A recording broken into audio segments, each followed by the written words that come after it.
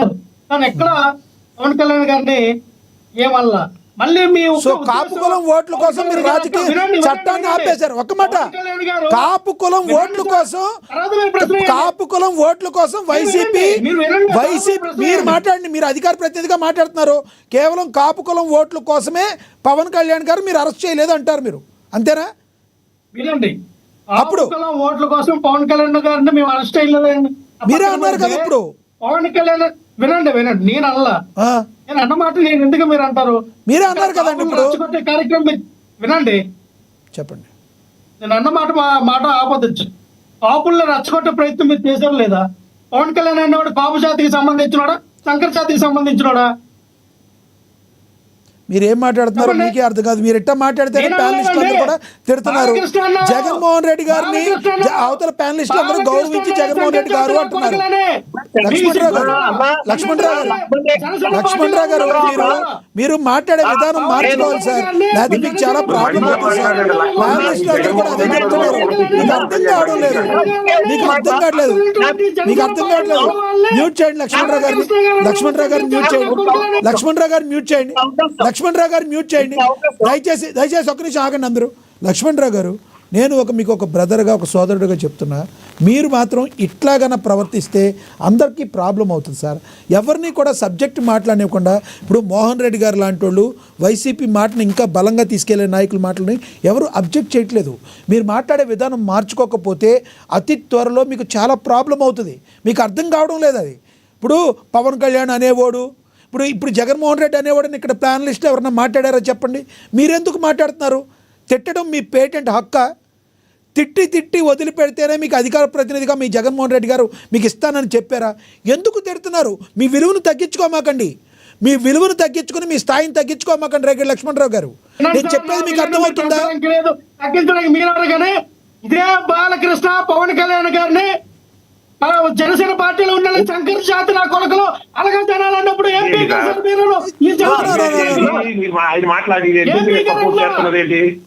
No Pawan Kalyan Shankar జాతి నా కొడుకు ఆయన మాట్లాడారా? తప్పు.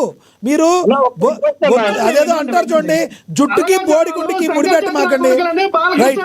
రైట్.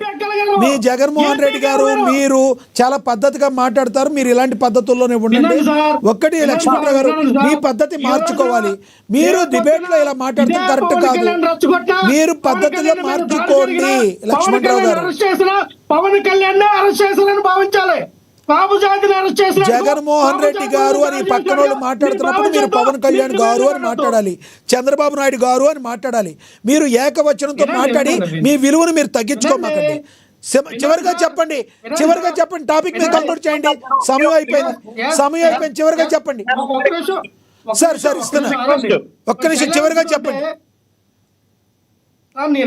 నేను ఇక్కడ అనేది భావజాలం ఏంటంటే, పవన్ కళ్యాణ్ గారు కులాలు అందరు కులం కాటు వాడుతూ ఉన్నారు, పెడుతున్నారు, పడుతున్నారు, అన్ని చేస్తూ ఉన్నారు.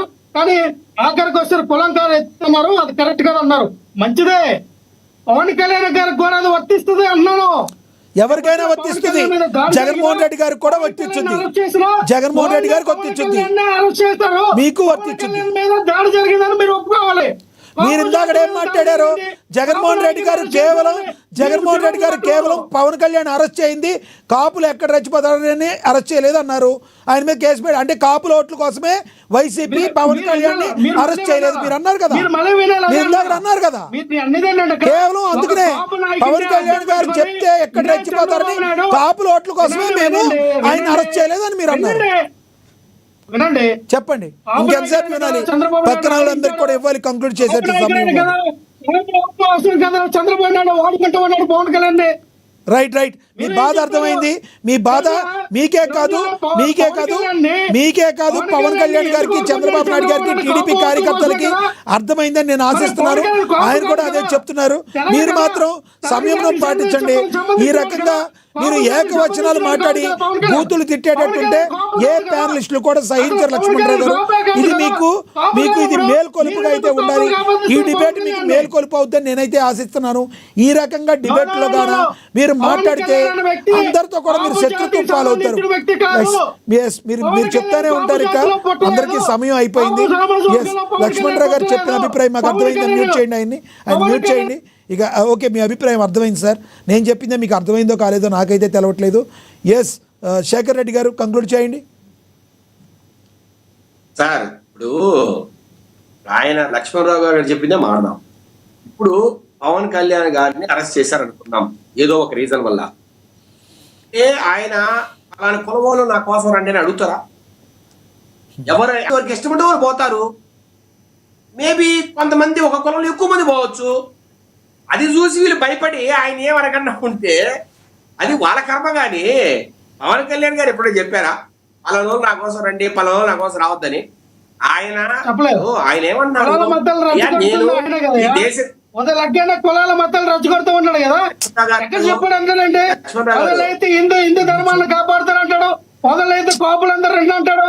కాపులందరూ మీరు పెద్ద పాత్ర పోషణ ఏమండి ఎక్కడొకడు ఇప్పుడు రాజశేఖర రెడ్డి గారు కావచ్చు, లేదంటే సార్ ఇప్పుడు నాకు లక్ష్మణరావు గారు మాట్లాడే మాట అర్థమయ్యాయి. ఇప్పుడు ప్రతి వ్యక్తి ఎక్కడో ఒక దగ్గర ఒక ఆరిజిన్ అని ఉంటుంది రాజకీయానికి.